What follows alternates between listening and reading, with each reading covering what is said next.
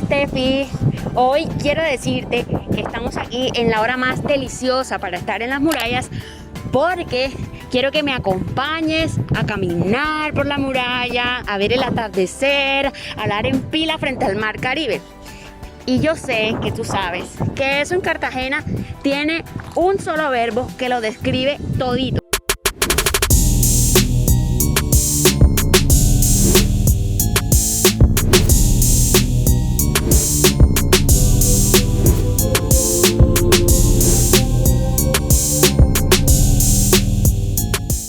Y eso es el motivo que nos tiene aquí. Así que llega que hoy vamos a murallar. En la murallada de hoy tenemos al señor Noviembre en la cámara, ¿todo listo? Y tenemos a Orlando de Ávila Pertús, un súper historiador que se ha dedicado a investigar sobre el desarrollo del turismo en Cartagena de Indias. Y como el Vale la tiene clara, por eso lo trajimos a murallar con nosotros. Hola, muchas gracias por la invitación. Las fortificaciones dejaron de tener esos usos que tuvieron inicialmente. Un ejemplo de eso es este que tenemos aquí, que son las bóvedas, que eran fortificación, era una edificación que servía para almacenar víveres, pertrechos y para el resguardo de la tropa, pero que hoy sabemos que se utiliza para un tema comercial y turístico netamente. Entonces aquí es donde va la primera pregunta. ¿Qué fue lo que pasó? ¿Cuál fue el suceso, el hecho o las condiciones, las necesidades que tenía la ciudad por la cual las edificaciones castrenses, como las bóvedas, empezaron a tener ya usos diferentes o relacionados con el turismo? Bueno, como sabemos bien, durante la colonia Cartagena fue una plaza fuerte, una plaza comercial de las más importantes de Sudamérica, pero todo eso fue cambiando después con la independencia. Cartagena pasa a un segundo plano nacional, sobre todo en la medida en que avanza el siglo XIX, y esa condición de plaza fuerte pasa a un segundo plano. En buena medida porque a pesar de que Colombia atravesó por varias guerras civiles, muchas de las fortificaciones ya no cumplían con la función militar que habían tenido durante la colonia, y las bóvedas fueron precisamente uno de esos buenos ejemplos. Algunas de las fortificaciones también entraron en un estado de deterioro, lo que llevó a que francamente fueran inútiles por un lado y por otro lado que no hubieran recursos necesarios para sostenerlas. De modo que en la medida en que va avanzando la República, estas comienzan a entrar en desuso, algunas quedan en total abandono, como la fortaleza de San Felipe, y otras comienzan a ser utilizadas de manera diferente, y ese es precisamente el caso de las bóvedas. Un caso curioso que no suele comentarse muy a menudo es que las bóvedas sirvieron como vivienda para familias humildes a inicios del siglo XX. Y eso precisamente por la necesidad de vivienda para las familias más pobres de la ciudad a inicios del siglo pasado. De modo que algunas no fueron totalmente abandonadas, simplemente su uso fue redefinido. Esta vocación turística no era como que Cartagena estaba lista ya esperando pues que eso sucediera. Claro. Realmente, según el diario El Porvenir, en 1911 y 1912, pues informa que llegaron unas embarcaciones con 300 y 400 turistas respectivamente. Pues la ciudad no estaba lista, pero ¿por qué se dio esto? O más bien, ¿qué acciones se tomaron pues para ponerle el pecho a esta situación que estaba sucediendo y para la que la ciudad no estaba preparada? Bueno, como tú bien lo comentas, a inicios del siglo XX Cartagena no era una ciudad turística, era una ciudad que recibía turistas, y hay una gran diferencia entre lo uno y lo otro. Cartagena no dependía del turismo a inicios del siglo XX, era simplemente una ciudad que ocasionalmente recibía algunos turistas, sobre todo que venían en barcos de carga, que tenían como esa función dual, transportaban carga, mercancía, y por otro lado transportaban a algunos pasajeros en condiciones más o menos cómodas. Y Cartagena los comenzó a recibir a inicios del siglo XX, mucha gente venía, quizás por la fama de la ciudad, la reputación que tenía de haber sido un antiguo fuerte durante la colonia, y eso atrajo la atención de algunos visitantes, sobre todo de los Estados Unidos. Pero en la ciudad no habían grandes hoteles tampoco, habían unas cuantas casas coloniales que habían adecuado para recibir a los turistas, pero no habían piscinas, ni amenidades, ni habitaciones de lujo, ni mucho menos. Eso realmente comienza a cambiar en Cartagena durante los años 40, que es cuando la ciudad comienza a pensarse como un destino turístico internacional, sin haber alcanzado ese nivel que realmente lo alcanza a finales del siglo XX. Pero en principio, realmente lo que se consigue es que la ciudad se posicione de alguna u otra manera dentro del mercado turístico internacional, que comience a llamar la atención de ese mercado. Y es cuando comienzan a llegar algunos turistas a bordo de cruceros como los Grace Line, por ejemplo, que hacían recorridos a lo largo de todo el Caribe, partiendo de Nueva York, por ejemplo, y que hacían varias paradas a lo largo del Caribe, incluyendo la ciudad de Cartagena. Es en esos años, por ejemplo, que se construye el Hotel Caribe. Y algo muy importante que ocurre precisamente en los años 30 es que se crea por primera vez en el país un organismo dedicado a organizar la política del turismo. Y es un organismo que además cuida también de los monumentos. Es una junta que se encarga de velar por el cuidado de los monumentos y por el cuidado del turismo. Entonces vemos esa coincidencia temprana entre los monumentos de la ciudad y esos monumentos pensados como un atractivo turístico. ¿Y esa entidad todavía existe? ¿Cuál No, era? esa entidad realmente fue creada en los años 30, si mal no estoy, en el año 32. Entró en desuso, en cuestión de un par de años desapareció y realmente no se crea ningún organismo de orden nacional que vele por la política de turismo hasta la creación de la empresa colombiana de turismo en 1958. Ok, y mientras que eso estaba sucediendo, ¿qué me dices del tema de las casas? Porque sabemos que, bueno, al menos al frente de las bóvedas, el colegio salesiano pues no estaba ahí, es pues nuevo, por decirlo de alguna manera.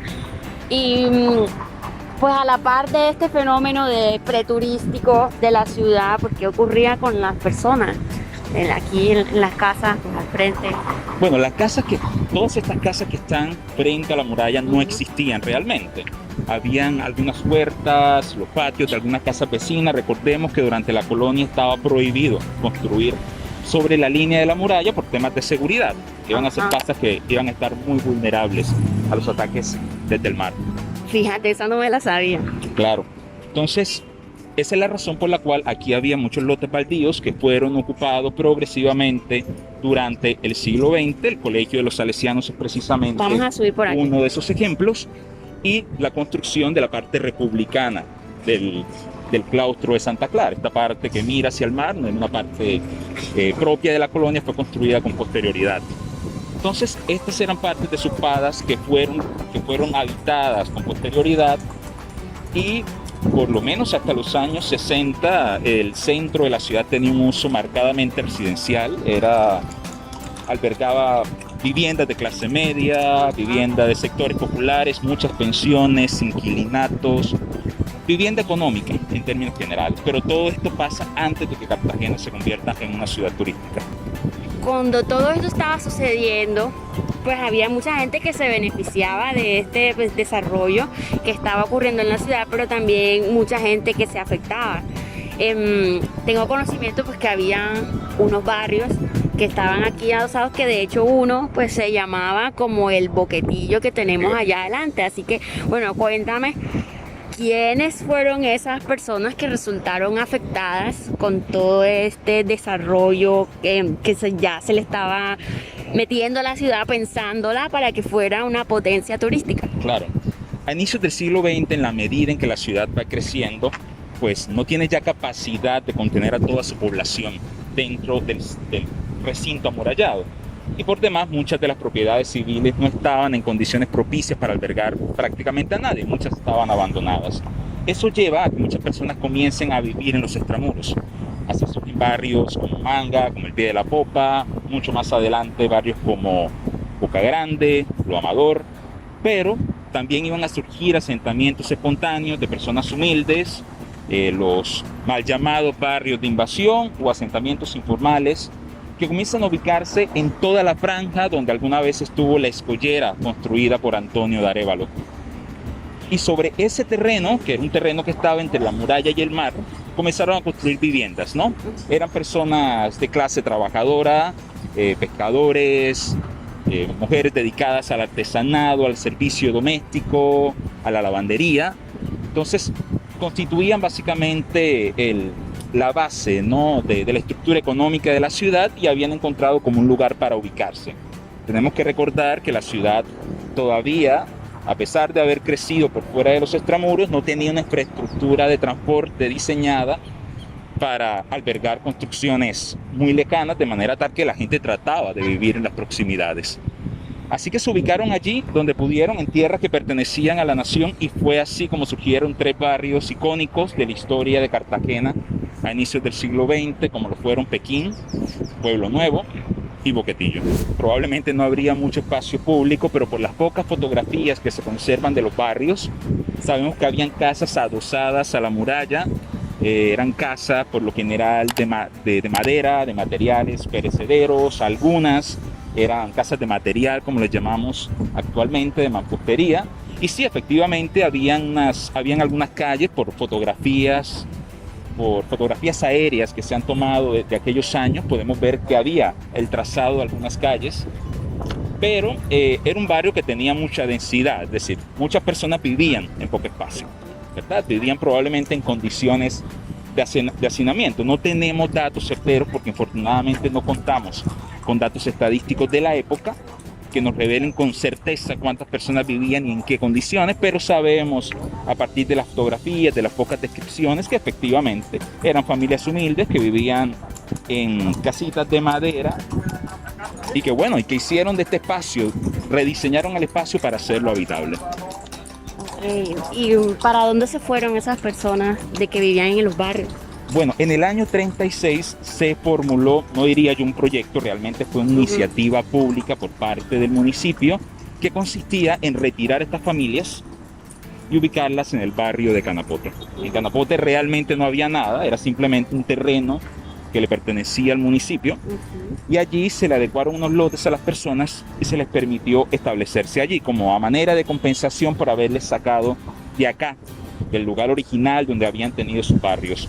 Esos lotes que les dieron en Canapote naturalmente no tenían servicios públicos de ninguna índole, no habían servicios sanitarios, entonces no fue realmente un proyecto de vivienda, sino simplemente una reubicación en condiciones, podríamos decir, bastante precarias. Y todo esto ocurrió en el contexto de una ciudad que quería modernizarse y que concebía a estos barrios como obstáculos para ese proceso de modernización. Algo muy importante en aquella época era la búsqueda del ornato, de la estética de la ciudad. Ajá. Y en ese sentido esos barrios no se correspondían con la imagen que querían recrear de Cartagena. ¿Hasta qué punto el turismo tuvo que ver con eso? No lo sabemos con certeza, pero por ejemplo Manuel Zapata Olivella, que siendo niño tuvo la oportunidad de conocer esos barrios, él da fe de que detrás de todo esto ya existía el interés de hacer de Cartagena una ciudad turística, de embellecer a la ciudad para que fuera amena a los ojos de los turistas. Bueno, ¿y qué me cuentas de la parte de la tradición? Sí, esto lo sé porque hay una obra inédita de Manuel Zapata Olivella donde él describe sus recuerdos de infancia sobre estos barrios, y en estos él habla, por ejemplo, de cómo la gente de Pekín, Pueblo Nuevo y Boquetillo celebraba las fiestas de noviembre. Él hablaba de comparsas, él hablaba de reinados, de cómo la gente durante estos carnavales, porque eran genuinos carnavales en aquella época, salían a recorrer las calles del centro con disfraces, interpretando música con tambores, y sabemos que estos eran barrios habitados fundamentalmente por personas afrodescendientes, de manera tal que estos 3 barrios eran nodos de esa cultura afro en Cartagena a inicios del siglo XX. ¿Se perdieron esas tradiciones? No lo sabemos todavía. Estas tradiciones no mueren así de repente, ¿verdad?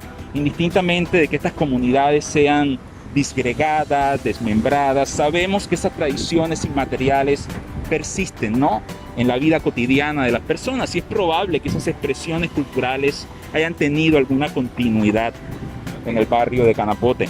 Pero son cosas que hay que investigar, de todos modos.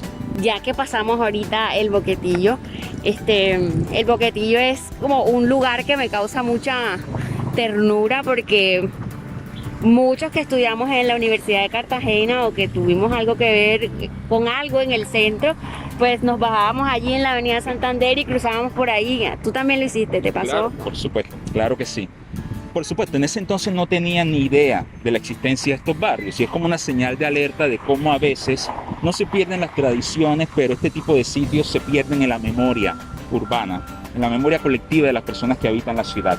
De modo tal que yo no tenía conocimiento de la existencia de estos barrios, pero recorría tradicionalmente este sector y recorría, entraba por la puerta del Boquetillo y solía preguntarme en ese entonces, mientras estudiaba historia en la universidad, qué había asistido en ese sitio, ¿verdad? Si esta puerta era original, si correspondía a la colonia, si al igual que Sí, otras es verdad, puertas, sí es original esa. y es original, pues no lo sabía, fíjate.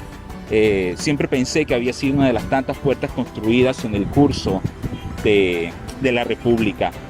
Pero bueno, esto nos demuestra la importancia de conocer la historia de la ciudad y de cómo a veces crecemos de espalda a todo ese conocimiento histórico. Sí, totalmente. Por ejemplo, uno se impacta cuando ve estas fotos en internet de cuando las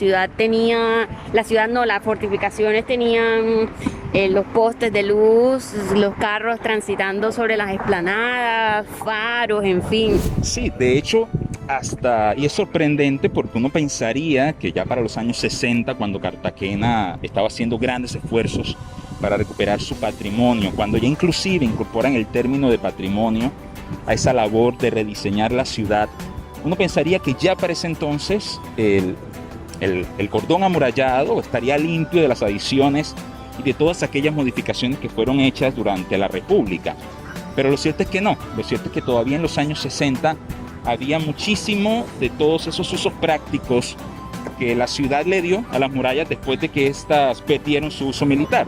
Y efectivamente puede que ya para los años 60 no hubieran postes de luz, pero sabemos que para los años 60, por ejemplo, todavía había un conjunto de casas del barrio El Cabrero que estaban adosadas al cordón amurallado y que fueron retiradas precisamente por recomendación de Juan Manuel Zapatero. Sabemos que el hospital naval estaba ubicado precisamente sobre el mismo cordón amurallado y que a lo largo de toda la estructura habían adiciones, ¿verdad?, que todavía persistían hasta los años 60, pero es realmente en ese momento en el que se le comienza a hacer, entre comillas, una limpieza que es realmente un restablecimiento de lo que ellos creían eran los valores estéticos y arquitectónicos del cordón amurallado. Sí, que de hecho también se recomendó, no sé, no me acuerdo bien si fue él mismo que recomendó pues el tema de los cañones, que por eso es que tenemos réplicas de cañones en cemento y como para ayudar a comprender más en qué consistían las fortificaciones. Claro, y eso también tenía una finalidad turística. La idea en aquellos años era vender a Cartagena como una ciudad española congelada en el tiempo, y es precisamente así como era descrita Cartagena en la publicidad turística, porque era lo que querían conocer los viajeros, los turistas, sobre todo los turistas estadounidenses que habían crecido con todas estas historias fantásticas de los conquistadores y los piratas. Entonces se trataba de replicar de alguna manera la imagen original de aquellos años.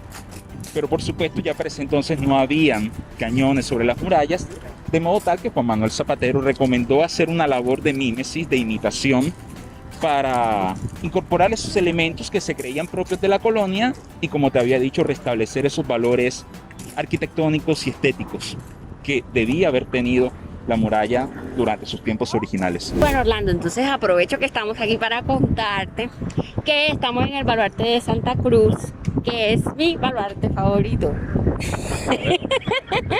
Este baluarte me gusta mucho porque es muy cute. Según lo que yo he leído en la historia, en los libros y demás, es que bueno, este fue uno de los primeros baluartes que se construyó para reforzar la defensa del Santo Domingo, pero que el pobrecito se pasaba derrumbando con los temporales, con el impacto fuertísimo del mar Caribe que tenemos acá, y que el baluarte sufría mucho, pero creo que ya dejó de derrumbarse después que hicieron la escollera. Claro, de Super Antonio Arévalo. Entonces, ¿tú tienes algún lugar que te guste mucho en las fortificaciones? Pues el baluarte que más me gusta es el baluarte de Santa Catalina, porque es el baluarte más alto, por lo menos uno de los más altos, y porque es un baluarte que exhibe todos aquellos cambios de los que hemos estado hablando. Sobre el pie de ese baluarte hubo casas hasta los años 60 del siglo XX. Así que el baluarte por sí solo nos permite ver todos los cambios que ha experimentado la muralla desde su fundación misma en la colonia hasta el presente. Así que eso hace que este tenga, por lo menos para mí, un significado particularmente especial. Claro, cada quien con lo suyo. A mí, yo no sé qué ternura es la que a mí me causa eso, pero bueno. Bueno, ya para ir terminando, cuéntame, después de todo lo que hemos dicho, ¿cuál crees tú que es el papel que tuvieron las fortificaciones en todo este desarrollo turístico de la ciudad? Bueno, las fortificaciones ayudaron a definir la identidad de la ciudad durante una buena parte de su historia.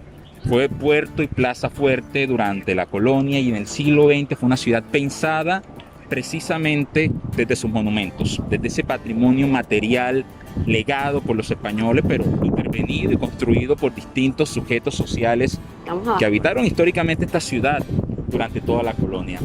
Así que tiene su importancia porque no solamente constituye un legado material, sino que al mismo tiempo es la viva representación de todas las fuerzas históricas que han intervenido esta ciudad, unas más positivas que otras, y que han forjado la ciudad que es actualmente.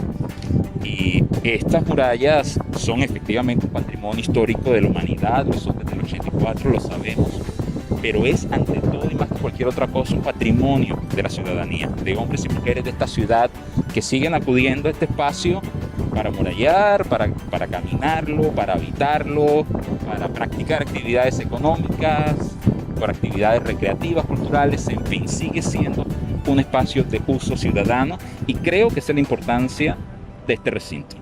Claro, estoy totalmente de acuerdo y para allá iba porque quiero que, pues, que la gente tenga claro que estas fortificaciones, nuestros bienes de interés cultural, son como un conjunto integral de muchos elementos en los que las personas, las tradiciones, los usos que le damos a la muralla, pues están incluidos y que ellas solas no tienen sentido por sí solas, sino les damos nosotros como ese valor y si no las sentimos nuestras y si no las conocemos especialmente. Entonces, aprovechando que estamos en este baluarte que es el Santo Domingo, donde se puso la primera piedra del recinto fortificado de Cartagena de Indias, quiero agradecerte por venir a amurallar conmigo el día de hoy. Me encantó esta primera experiencia. Y también agradecerte a ti que nos estás viendo por ver esta muralla hasta el final y pedirte que nos cuentes en los comentarios si te gustó esta actividad, a quién más te gustaría ver aquí murallando con nosotros y espero que nos volvamos a ver pronto. Bueno, a ti muchas gracias por la invitación a participar de este espacio, de esta reflexión tan enriquecedora y por supuesto a quienes nos van a estar viendo, comentarios, preguntas, siempre estamos aquí abiertos para seguir conversando sobre la ciudad. Gracias Orlando, chao, gracias a ti señor Noviembre.